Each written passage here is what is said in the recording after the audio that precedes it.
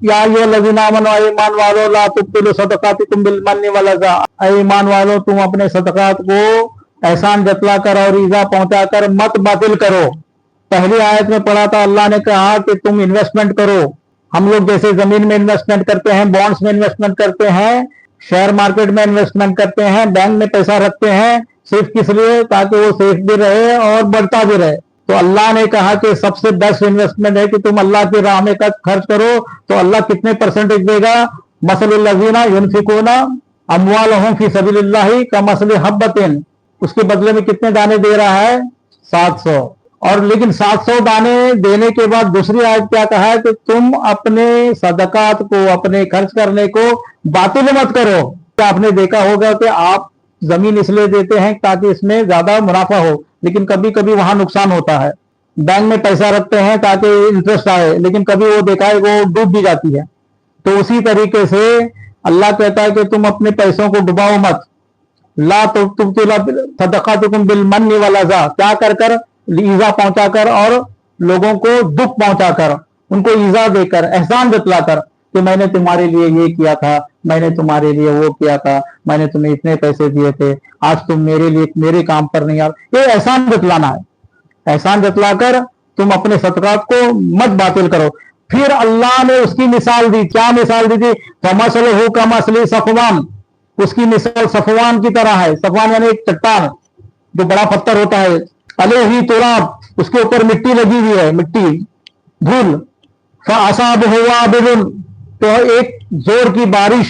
देखिए अरबी जुबान ऐसी है कि वो किसी और जुबान से कंपेयर नहीं की जा सकती है। उर्दू में हम बारिश को क्या कहेंगे? बारिश ही कहेंगे। अगर बारिश जोर से आ रही है तो क्या कहेंगे? बारिश जोर से आ रही है। बारिश धीरे आ रही है तो क्या कहेंगे? बारिश धीरे आ रही है। और कोई चारा नहीं। लेकिन अरबी जुबान ऐसी नहीं। अगर बारिश जोर से आ रही है तो उसको अलग लफ्ज, बारिश थोड़ी सी धीरे आ रही है तो उसको दूसरा लफ्ज। ऐसे 7-8 अल्फाज हैं सिर्फ बारिश के लिए। इसी में 2 अल्फाज हैं, एक है वाबिलुन, यानी एक जोर की बारिश। फतरकू सल्दा ला यक़दिरूना अला शैइन मिम्मा कसबू, और फिर इस तरीके से जो जोर की बारिश आती है तो क्या करती है? वो चट्टान के ऊपर जो धूल है वो सबको लेकर बाहर चले जाए। तो उसी तरीके से जब बारिश आई तो तुम्हारे सदकात बातिल हो गए। यानी कहने का मतलब है कि आपने ईजा पहुंचाई, सब सदकात बातिल। जिस तरीके से बारिश आने के बाद चट्टान से धूल गायब।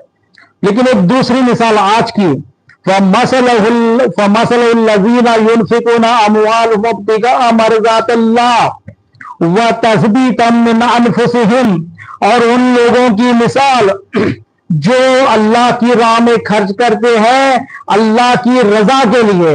वो मरज़ातिल्लाहि व तस्बीतम मिन अनफुसिहिम कमसलि जन्नतिन, उनकी मिसाल एक जन्नत की जैसी है। जन्नत यानी एक बाग है, एक बाग, एक गार्डन, एक खेत की तरह है।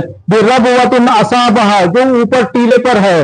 फअसाबहा वाइलुन फआतत उकूलहा ज़ीफ़ैन, उसके ऊपर भी वाइल आ गई, यानी उसके ऊपर भी जोर की बारिश आ रही है। वहां पर एक चट्टान है, उसके ऊपर धूल है, वहां पर भी जोर की बारिश आ रही है। यहाँ पर एक खेत है, उसके ऊपर भी जोर की बारिश आ रही है। लेकिन यहाँ पर क्या हो रहा है? वो बारिश उस धूल को खत्म कर रही है। लेकिन यहाँ पर क्या हो रहा है? वो बारिश दुगना फल ला रही है। यानी वो यहाँ पर वही बारिश कितना फायदा दे रही है, यहाँ पर वही बारिश सदकात को खत्म कर रही है, यानी वो धूल को खत्म कर रही है। अल्लाह ने एक ही मिसाल से किस तरह हमको समझाया है, एक ही बारिश से हमें किस तरह समझाया है कि तुम्हारे सदकात अगर तुमने अल्लाह की राह में खर्च किया है, वो उसकी मिसाल है जैसे बारिश। बारिश अगर चट्टान पर पड़ती है तो धूल को खत्म करती है, बारिश अगर खेत पर पड़ती है तो वो दुगना फल लाती है। एक सलवात पढ़े बर मोहम्मद।